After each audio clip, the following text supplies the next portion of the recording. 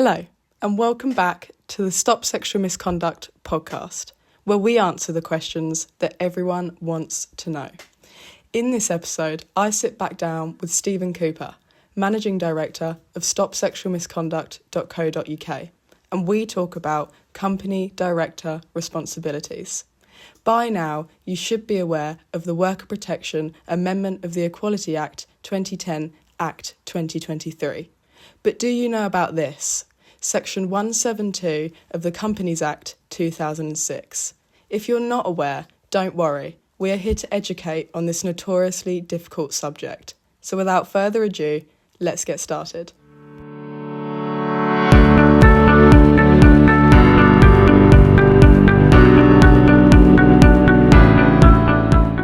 Hello.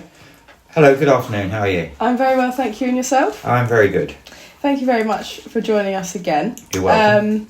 In the last episode, we talked about the new law and what employers need to do, and we basically did a deep dive conversation into everything about it. Can you just quickly sum up for me again what the new law is and simply what employers need to do? The new law is titled the Worker Protection Act, Amendment of the Equality Act 2010, Act 2023. And basically it's a new duty for employers to take proactive steps to prevent sexual harassment. Okay. I've read your article this morning about company director responsibilities. In there you mention Section 172 of the Companies Act 2006. Can you explain to me what this is? Yeah, Section 172 of the Companies Act 2006 concerns a duty and duties of a company director and requires him or her to act in a way he considers in good faith would be most likely to promote the success of the company for the benefit of its members and as a whole, and in doing so have regard, amongst other matters, to things such as a range of expressly including the interest of the company employees. In other words, it's to show that he is acting in good faith towards the employees' health and safety. Okay, and so a dismissal of not doing this would be vicarious liability, is what you said in your article. Could you just explain what that is for? Yeah, vicarious liability is when an employer could be held responsible if one of their employees discriminates against another, or commits an act of sexual harassment against the other. Yeah, it's quite simple, that one. Okay. Obviously, Section 172 of the Companies Act 2006, it says that employers' directors should have reports that they will need to complete in order to comply with Section 172. What are these reports and what do they need to include? Basically, it's actually Section 141 CZA, and yes, that is correct. Chapter 4A requires that companies should include in their strategic reports a statement which describes how the directors have regard to the matters set out in Section 172 when performing their duty. In other words, what this means is the company will need to set out in writing for public consumption each year how the directors have had regard to the interests of the company's employees. If that report doesn't speak to the measures taken to prevent sexual harassment, then the omission from that report will indicate that a failure to do something as a director, then it could be they are legally obliged to do so. It's very simple. In other words, you have to state that I've done X, and by doing X, you fulfilled your duty as a director. Yeah. And does there have to be an incident or allegation come to light for the HRC to challenge an employer on whether these have these steps? As this is interlocked with the Worker Protection Act, as a director, you under the new Worker Protection Act, you have to take a preventative duty with reasonable steps to stop sexual harassment.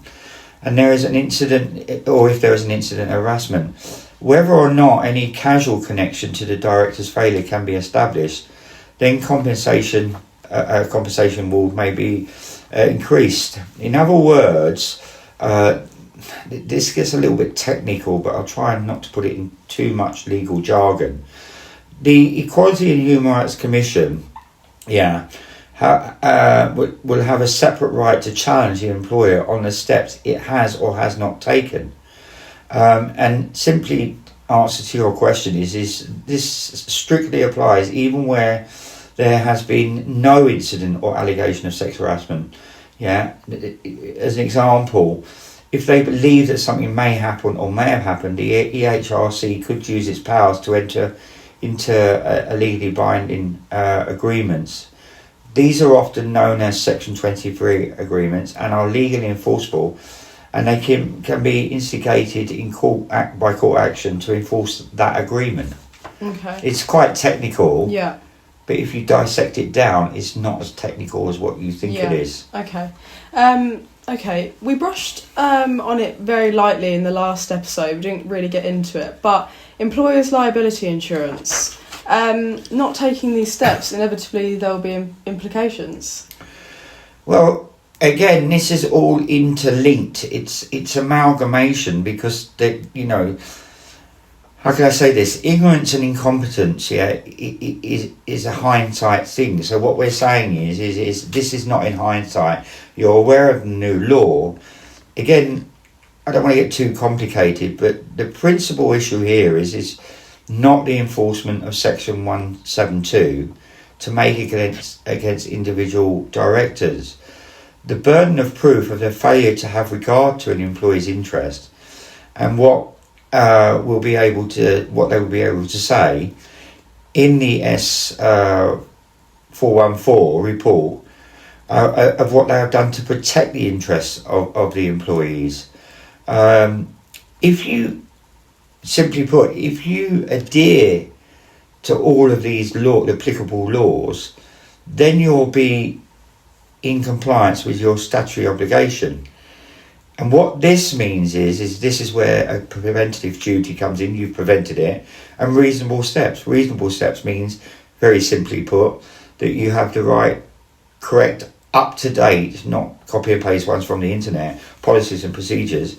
And you also have recognised, accredited, certified awareness training. Yeah, and this could avoid a knock on the door from the EHRC or an attendance at court. And more important of all, it would prevent solicitors rubbing their hands. As I said, it's together, it seems complex, but if you segregate each one, it's not complex. In other words, if you were to breach one of these, for the purpose of this podcast, I'm going to call them clauses, then ultimately there could be implications under your employer's liability insurance. So in other words, if you don't follow these procedures and you get an insurance company that doesn't want to pay out for an action of a sexual harassment because you're not covered that or investigation, they could potentially revoke your employer's liability insurance. Again, and if you don't have the right policy, right insurance under employer's liability insurance, you could be fined up to £2,500 every day. Wow. Sorry, that's complex, but there's no easy way to explain it. Yeah.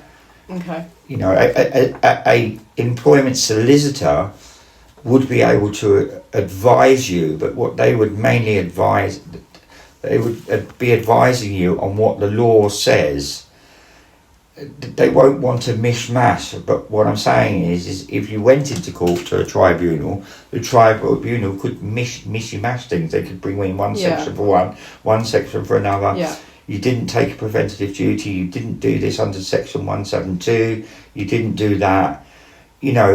If they want to get you, they will get you in a corner. Yeah.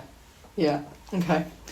So just going back to the article you wrote, I will link that below on this video.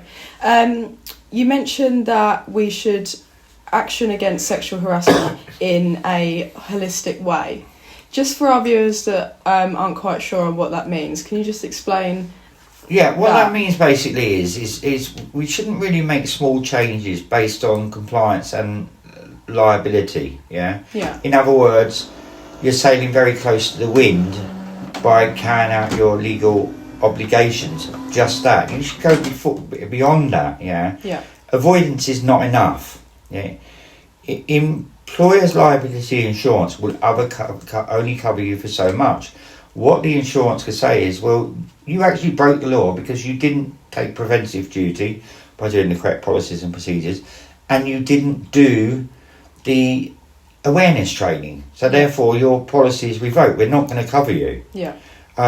So in other words, what I'm saying is you should go above and beyond what the baseline is. So if you were to go into an employment tribunal, you could say, well, I've done everything that the law and the statutory code of practice says I should do by being compliant, by undertaking the correct policies and procedures, and furthermore, all of my staff have done the main 3 training courses, which I mentioned in our last podcast. Yes, okay, yeah.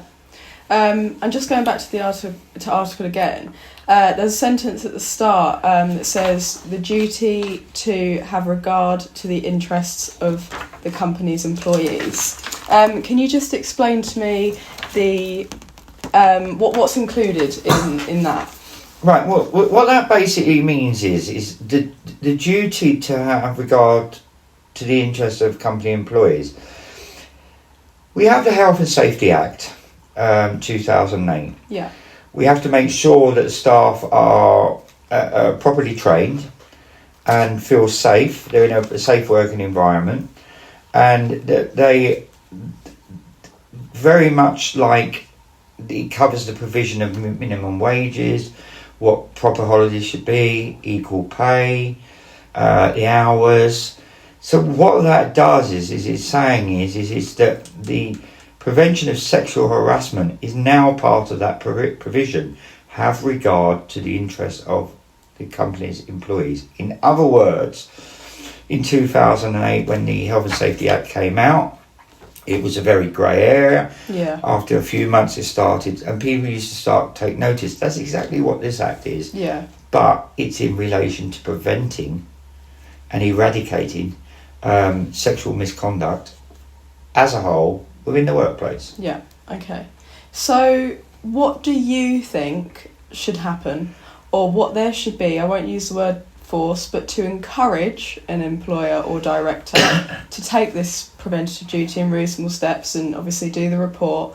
What do you think? Well, as I said in my last podcast, there's no easy way to answer this, but very simply put, I mentioned to you before, you don't come to work to get harassed. Yeah. Okay. So if I was to harass you, let's say in layman's terms here, I broke into your house. Yeah. You'd be really upset. Yeah. Obviously not the same, but I've come into your domain without your consent. Yeah. Simple. So what happens is this, it's like me, I've broken the golden rule by coming into your house. So what you have to do is, in order to stop me coming into the house, in order for me to stop harassing you, Yeah. okay, and, you know, as the responsible homeowner, the director, the employee, the HR, the supervisor, the manager, I have to create a preventive duty. So talking about this in a roundabout way, I put an alarm system up.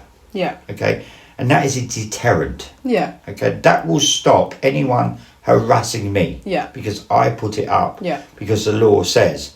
So with that boundary there, I think my alarm system would be that if companies, employers, directors, HR, etc., decide not to be compliant with the new law, yeah, I personally would like to see a compliance register, which is published every year. Okay. It's a name and shame. Yeah. Because as a director under the, as we've mentioned earlier, the 2006 Act, we have responsibilities. Yes. Without the small cogs, Yeah. we as, for want of a better phrase, the big cog can't turn. Yeah. So we have to work in the same lines as that safety of my workers, of my team, yeah, is of paramount importance. Yeah. I cannot do my job without the smallpox. Yeah. And in order that no one interferes with them, I have to put that alarm system up. Yeah. Okay, and the deterrent, I've said this for a very long time, is on the same lines as, I mean, I could go severe, 6 months in prison, £20,000 fine. No. I think that a non-compliance register, and it will name and shame. Yeah. And if you're put on that register, you remain on that register for a period of 3 years. Yeah. Yeah. Because again, what right do I have to interfere with you? Yeah. Okay. And you have to show to come off of that register that you have taken the steps because you were previously warned of those steps. Yeah. You decided not to take any notice. Yeah. That's not my fault. Yeah. That's your fault. Okay. And then the health of your staff, sexual harassment, okay, is also about invading someone's personal space. Of course. But it has serious knock-on effects. Yeah. And it's not just the one person that affects, like we talked about in our last episode. The minimum is 3 people, and I've known cases where it can go to 15, 20, and I've even known that juries, you go to, if worst case scenario, and sadly they do arise, a jury of 12, so that's 12 people. You have the judge, the complainant, the accused, the jury, that's 15 people. You have the 2 barristers, 17 people. You have their clerks, 19 people. You have the usher. Yeah. You have the court reporter. The list, it gets bigger and bigger and bigger. Yeah. It's like a snowball effect. Yeah. As I said to you before, people who end up in court now at the employment tribunal could have all been avoided. Yeah. Yeah. Why make a mountain out of a molehill? That's the whole idea of the new law. Yeah. We can keep it a molehill. Yeah. We've warned you. If you want to create a mountain, that's your problem. Yeah. As a director, as a leader, you are responsible now for your workforce. Simple. Yeah. Okay. Thank you very much for speaking with us. You're welcome. To all the viewers, thank you for listening and sitting in on this conversation. We want to continue to educate on this notoriously difficult subject so everyone can feel comfortable and able to thrive within the workplace, and employers understand their responsibilities and what they need to do. So everyone listening, please like, share, comment and subscribe, and we'll see you in the next episode.